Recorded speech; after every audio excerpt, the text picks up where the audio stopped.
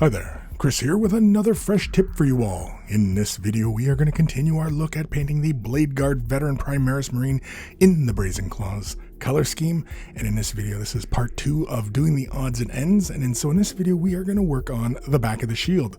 As you can see, it is still primed from when we had primed this model. And so we have not done a single thing to it.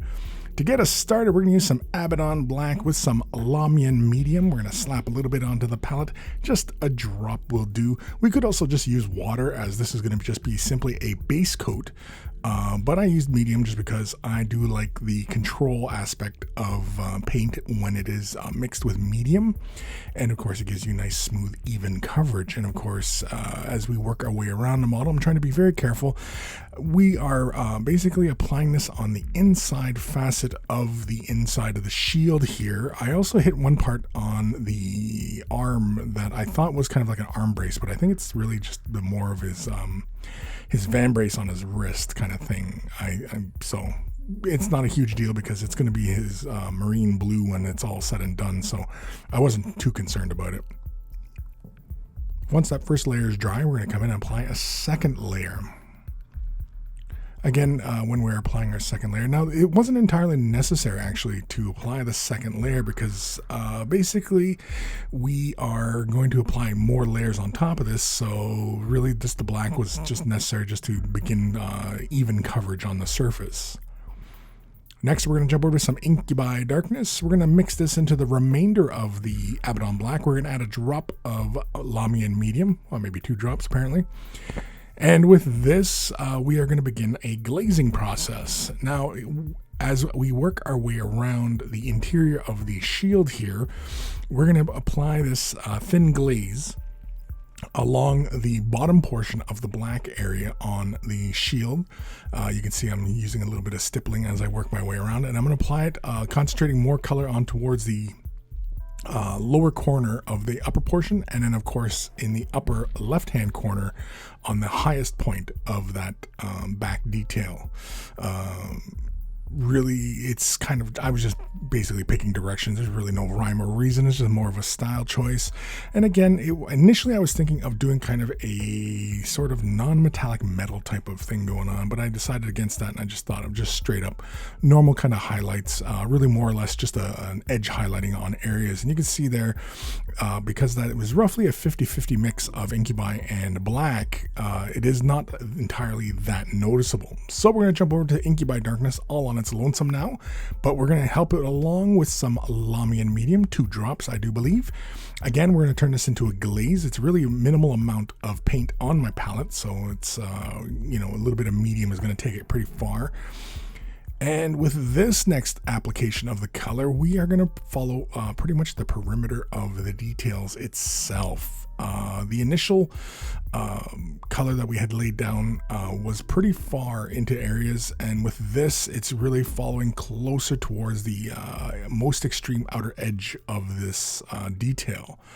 So we're pretty much just following along, but we're going along pretty much where we had established most of the color. You can see now the Incubi Darkness is really starting to appear. And actually, I laid down, I think, 2 more layers after that.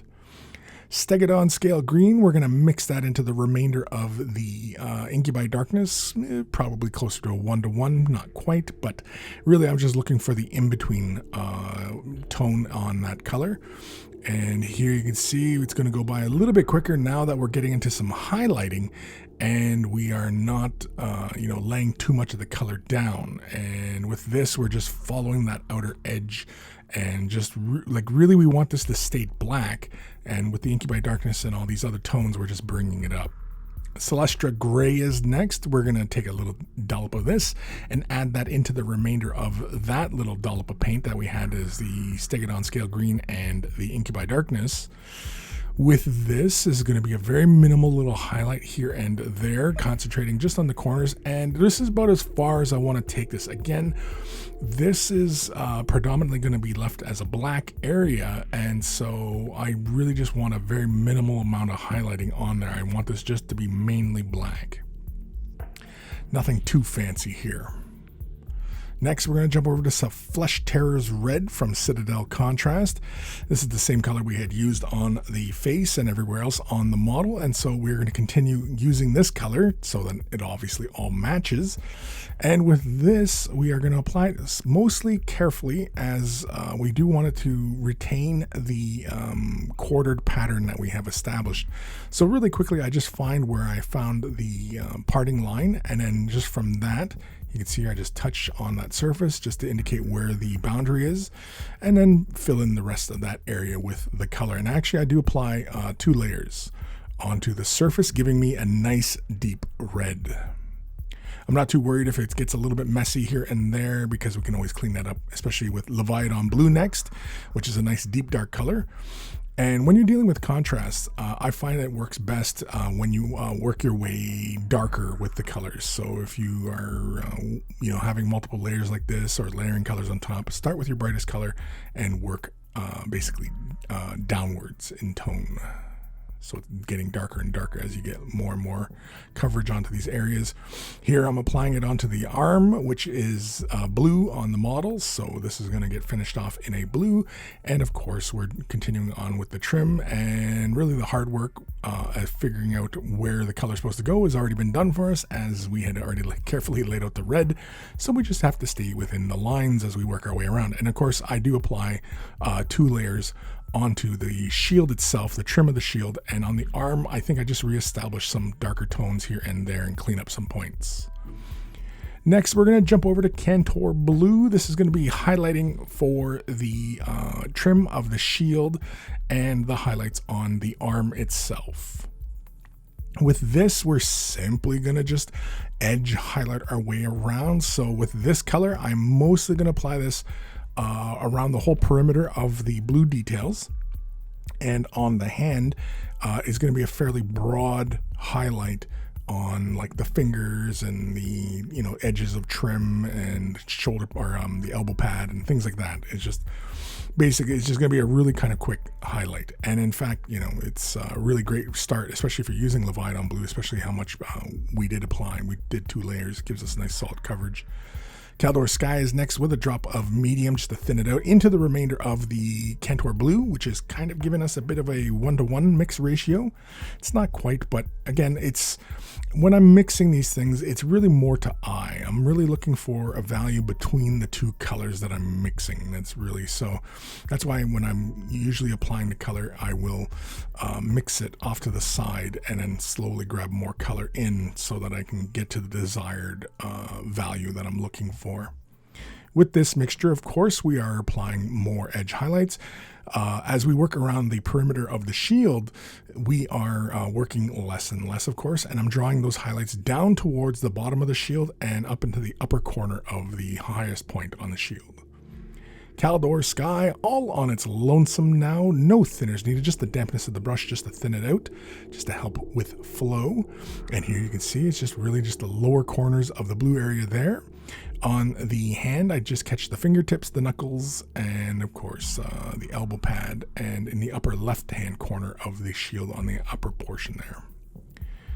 And you can see it's just really kind of straightforward, and we're not, too worried about creating, really fine gradients of color on the surfaces. If that's the route you want to take, by all means, take your time. Hoth Blue is next with some medium. We're going to just slap a little bit onto the palette, and a drop of medium is needed. We could have used water as well, but since we're using medium, and I like using medium, it's fun. With this, it's just going to be fairly quick, as we're just going to apply this into the corners, as well as marry up the edges on this side and the forward-facing side. So like the... As you'll notice here that I'm going to catch these edges, but then I also catch the edge that meets up with the front side as well. Right there, that's the points I'm talking about.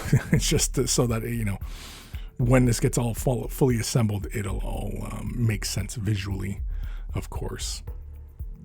Again, these are very, very minimal highlights. I'm working on the high points on the arm, and of course around the shield. It's just, pretty straightforward. Mephiston Red is next.